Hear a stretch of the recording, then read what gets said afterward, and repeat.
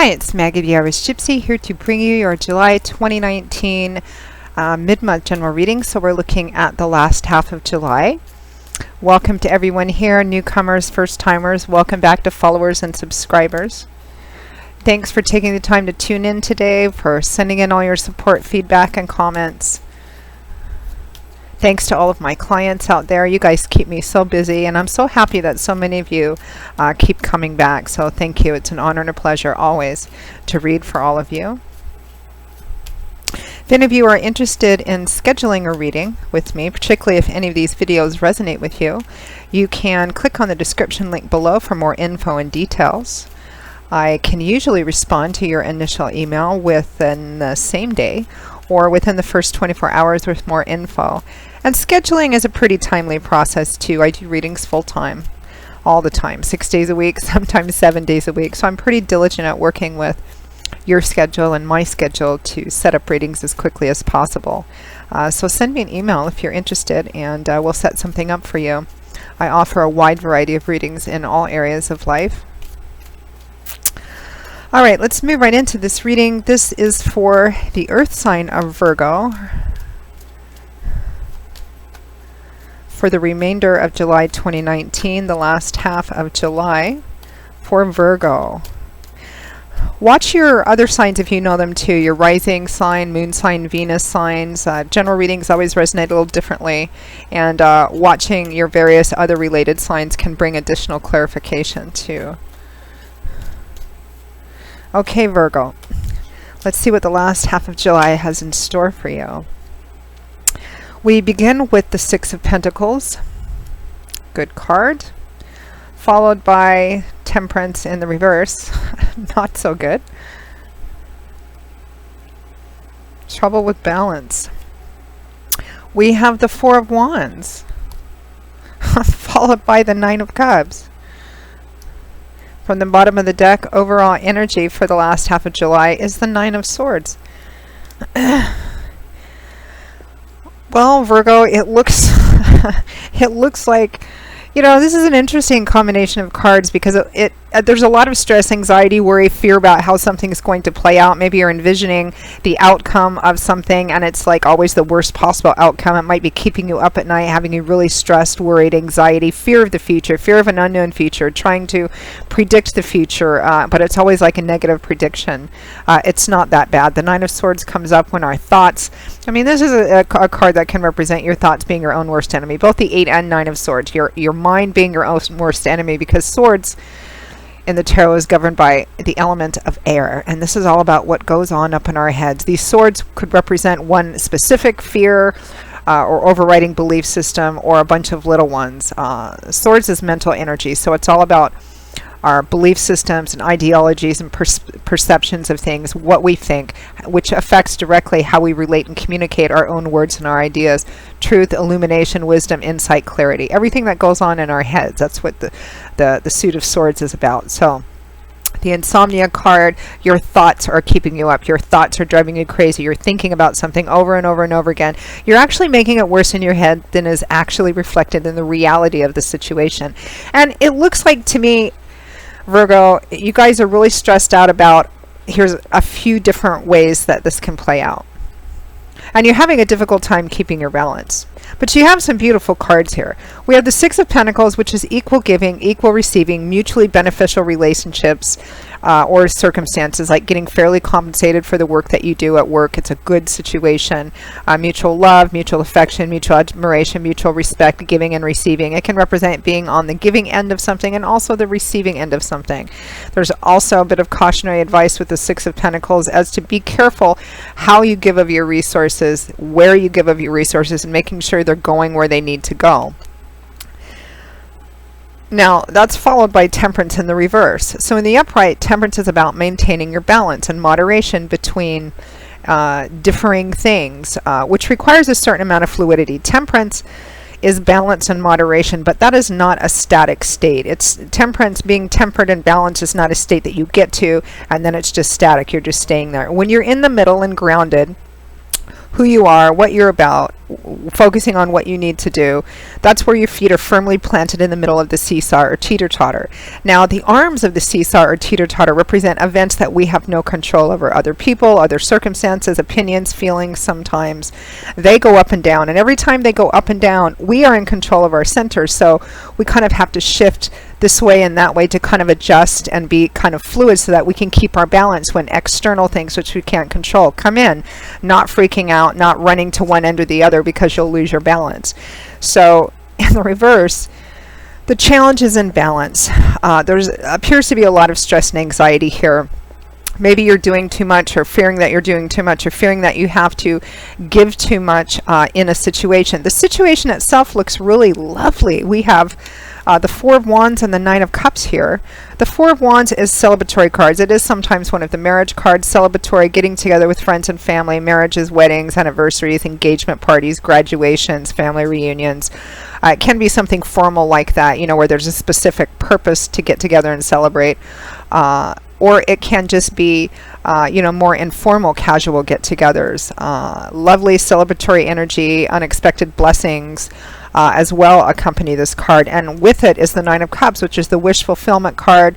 Having a good time, having your cups overflowing, parties, celebrations, sharing with family, friends, and loved ones, particularly in a very sensual, visceral sense, eating, drinking, dancing, having a good time. So there's some kind of event or party or thing, you know, something like that you're planning. It could even be a vacation. Maybe you're getting away.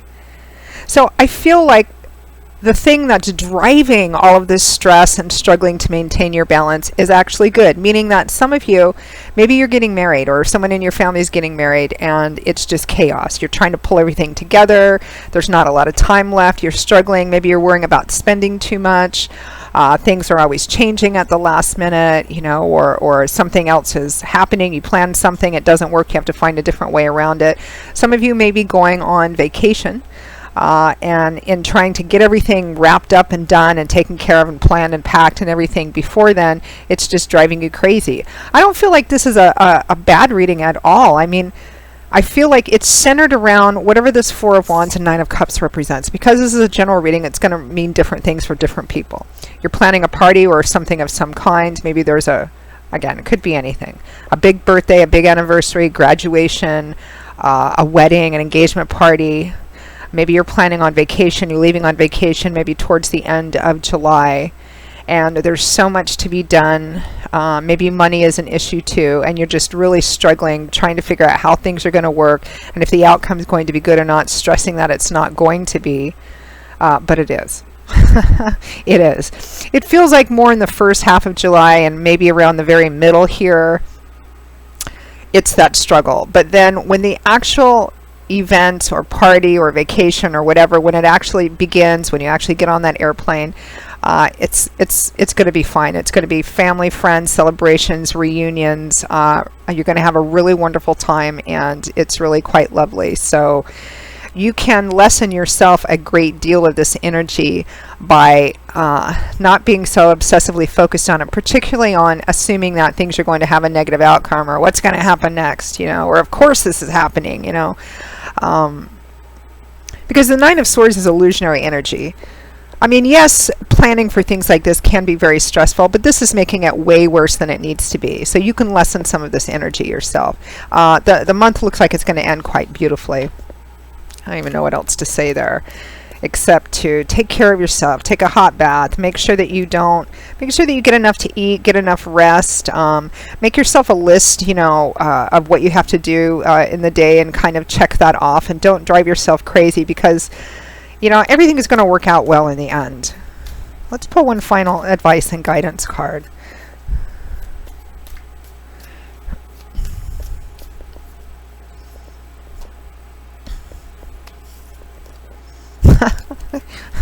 Your advice is the Four of Swords.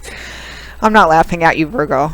I mean, I am, but not in a bad, malicious way. It's just that, of course, this is the advice from the universe, because the Four of Swords is a card that often shows up when someone's feeling tired, worn out, overwhelmed. I need to take a temporary step back from this. Swords, again, thoughts, ideas, words, everything that's going on. You know, we already know you're stressed out. The Four of Swords as advice is take a step back, just temporarily.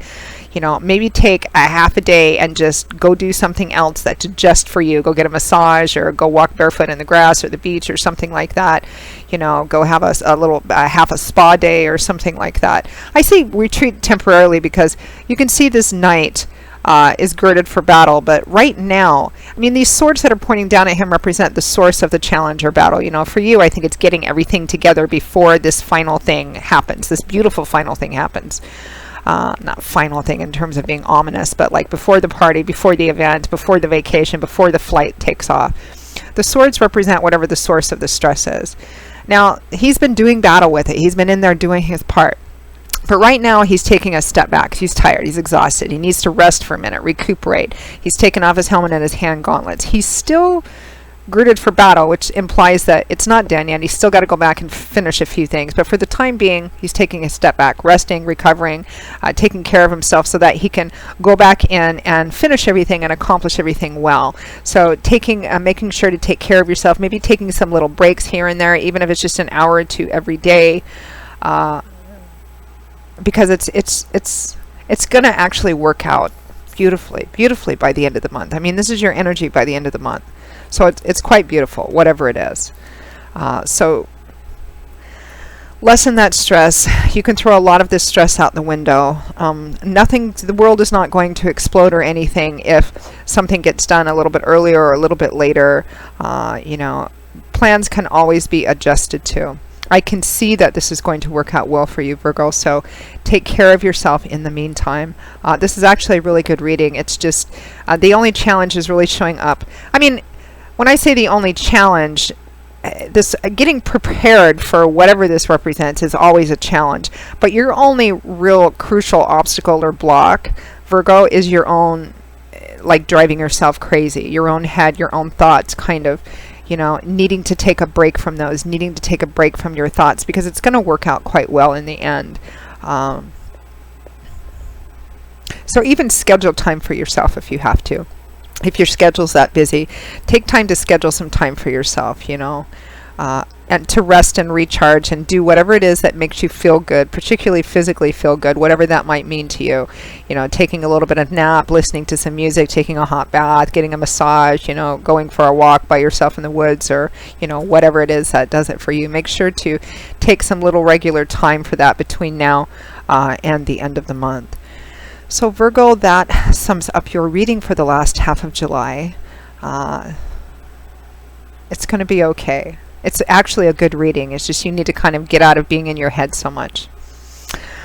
So I will see you all again in a couple of weeks for the August 2019 general readings. And again, if any of you are interested in booking a private reading with me, please feel free to email me directly at maggie1mcguire@gmail.com. You can also find me on the smartphone app Instantgo. All of that info and contact details you can get by clicking on the description link below. And as always, I wish you joy, peace, and love until I see you again, and I hope that soon. Take care. Bye-bye.